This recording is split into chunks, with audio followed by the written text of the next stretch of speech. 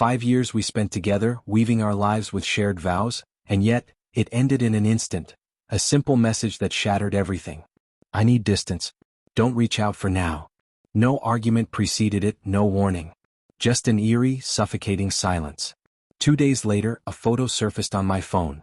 There she was, radiant on a Tulum beach, her ex's arm wrapped around her waist, his touch claiming her in a way I never could.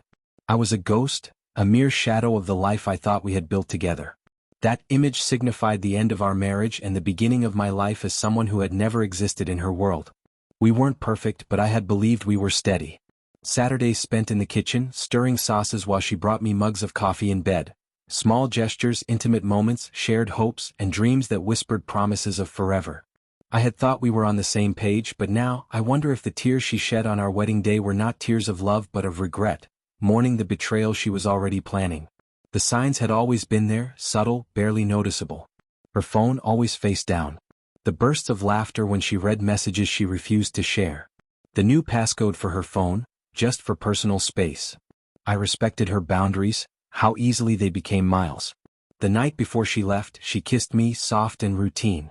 By morning she was gone. A bag packed, an excuse of a trip to visit her sister. I made her breakfast, pancakes her favorite, but she never touched it. I felt something shift inside me, a heavy knot I couldn't name, but I knew then that something was wrong. It wasn't anger yet, it was something colder, deeper, an unsettling stillness that began to take root. When the truth finally crashed in, seeing the photo, her smile, the geotag beach, I didn't shout. I didn't call her.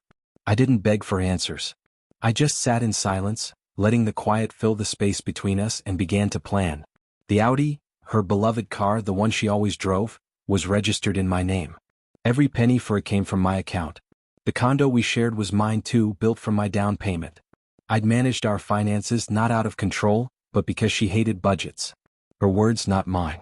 But in that moment I realized, she hadn't just left me. She had fled, counting on my inaction, assuming I would be too passive to fight back. She misjudged me. The first thing I did was call the bank. I froze our joint accounts, citing potential fraud. It wasn't a lie. Then I summoned a locksmith. The condo was mine too, and I told him it was for security reasons. He didn't hesitate, swapping the locks without a second thought. His quiet nod said it all, he'd seen this before. Next, the car. I sold it quickly. Title clear, transaction smooth. Within 2 days, her prized Audi was someone else's, and my own car was parked in her spot, waiting. Her social media told its own story. Photos of her laughing, sipping cocktails with a man she had sworn was in her past. I gathered evidence, screenshots, timestamps, geotags. Enough to prove infidelity, enough to destroy her in any courtroom. But I didn't want a courtroom. I wanted her to feel the earth shift beneath her, to unravel as the consequences of her actions closed in. She came back on a Thursday afternoon, dragging a suitcase behind her, sunglasses shielding her eyes. I watched her through the peephole as she tried her key in the lock, twice, then knocked, first softly, then urgently. "Hey," she called, voice muffled, "the lock's not working." I stayed silent. She jiggled the handle, then stilled. Her phone rang, her name flashing on the screen, but I let it go to voicemail. A minute later, another call, then a text. "Where's my car?" I typed back, "Gone. Like you." No reply. I imagined her standing in the parking lot, pulse racing, her mind scrambling to make sense of it all. It took her hours to find a locksmith, longer still to learn that the condo was half mine and that I had reported a break-in just days earlier. The police, polite but firm, told her it was a civil matter. Find somewhere else to stay. And she did, checking into a budget motel, the neon sign flickering like a fitting metaphor for her fading control over the situation. Over the next few days I filed for divorce. No alimony. My proof was airtight. Her lawyer tried to accuse me of acting out of spite, but when I forwarded the evidence he fell silent. She texted once, "You didn't need to go this far." I read it, then laughed, an empty hollow sound, and replied, "You wanted space. I gave you forever." She never cried. Even in the face of betrayal, she remained composed, calculated. But when she came for her belongings, just a few boxes, I saw her composure falter. I watched her hands tremble as she gripped the wheel of a borrowed car. She didn't come to the door.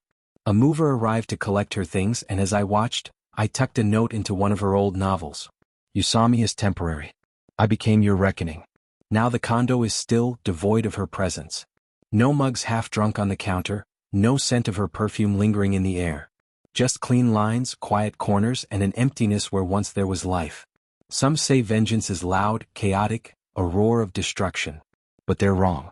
True vengeance is silent, precise. It's the new locks while she basks in sunlight, thinking she's free. It's the slow dawning realization that the life she discarded was her only anchor. And it's watching her, too late, understand that she lost a man who once would have given everything for her. Now I don't even answer her.